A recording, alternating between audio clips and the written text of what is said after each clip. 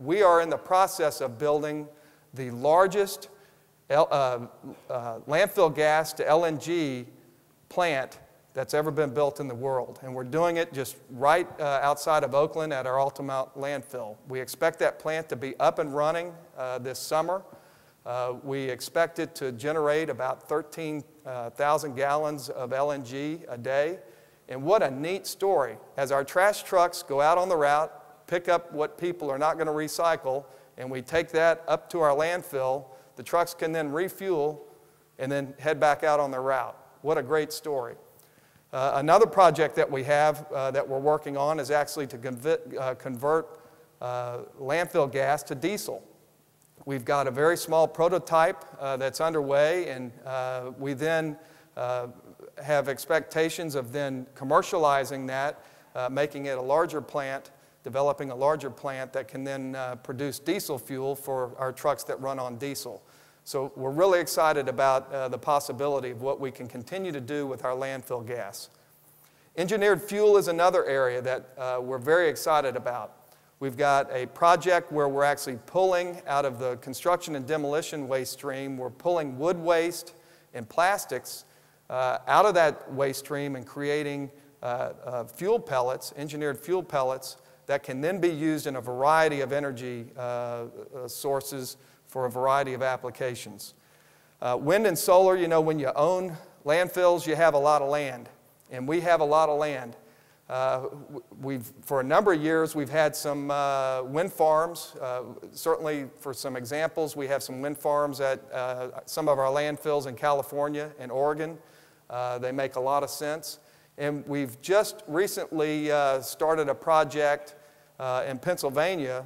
It's a solar project on part of our buffer land that we've partnered with Exelon as well as the state of Pennsylvania in order to put a nice solar farm on our buffer land there in Pennsylvania. And it looks like that's a very promising project. Other really neat technologies that we're exploring now, there may be some ways that we can use algae.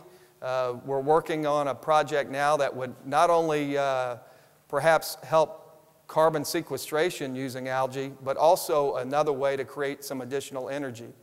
We have another pilot project that we're pulling shingles out of the waste stream and using that in some asphalt applications, as well as perhaps some engineered fuel that could be used in kilns and other applications. So a lot of neat technology that we're looking at. You know, when we talk about sustainability, it means a lot of things to a lot of different people. But as we've gone out and talked to business executives, one of the primary things they're concerned about is eliminating the waste in their processes.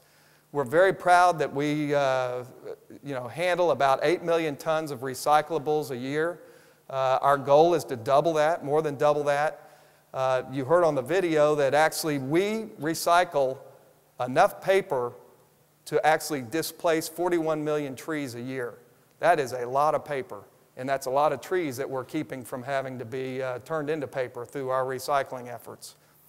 We were a pioneer in bringing single-stream recycling to recycling. Now, those of you in California know what that is. Some of you I know came in from other locations, and what that is we wanted to do something to help increase recycling participation. And by making it easy on the customer, we give them one large bin, and anything that can be recycled goes into that bin.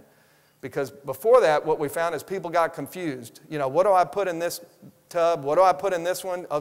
Can this be recycled? I don't know. Finally, people get frustrated. They give up.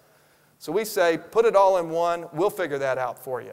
And we have sophisticated sorting equipment at our plants that then take that entire waste stream and separate it into the proper recyclables and actually get a higher quality recycled material that we can then put back into the material supply chain.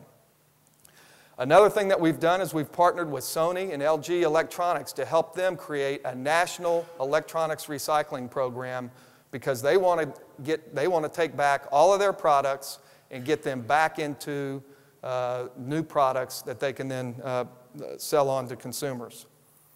Certainly, the other side of recycling is conservation, and we're very proud of the partnership that we have with the Wildlife Habitat Council.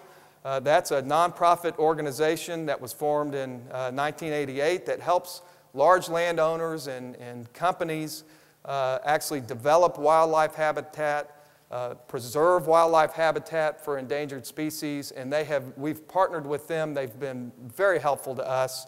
As I mentioned, when we first started our goal, we had 24 certified sites.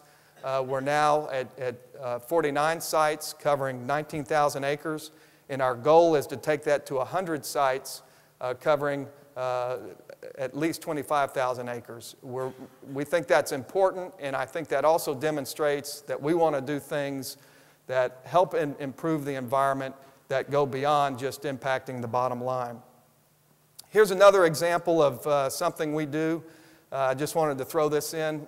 When we finally close landfills, we like to do something with them that creates an asset for the community.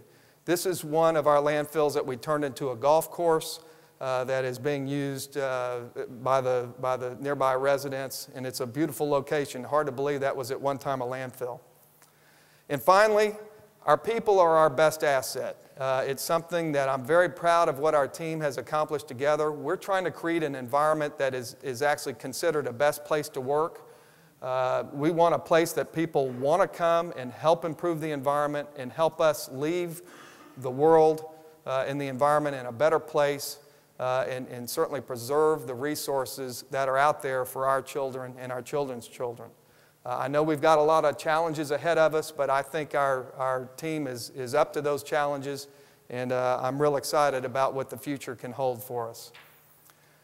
Finally, to wrap up, when you look at waste management, I hope you also are beginning to look at us differently. People are looking at us more than just a company that is a garbage company. What our goal is to really look at that waste stream, try to help our customers reduce the waste stream. We actually have people that we put into large manufacturing plants to help them manage their entire waste stream, help them find ways to change their processes to reduce their whatever waste might be left over after their process, and whatever is left, let's find a way to put it to beneficial use, take end-of-life products, and find a way to get that back into the material supply chain for future use. And what doesn't make sense to recycle, we want to turn it into energy. So ultimately, we want to turn everything into energy or recycle. We want to recycle it in one way or another. We're really excited what the future can hold, certainly for our company, and we're glad that everybody is really thinking of ways that they can become green and have less impact on the planet.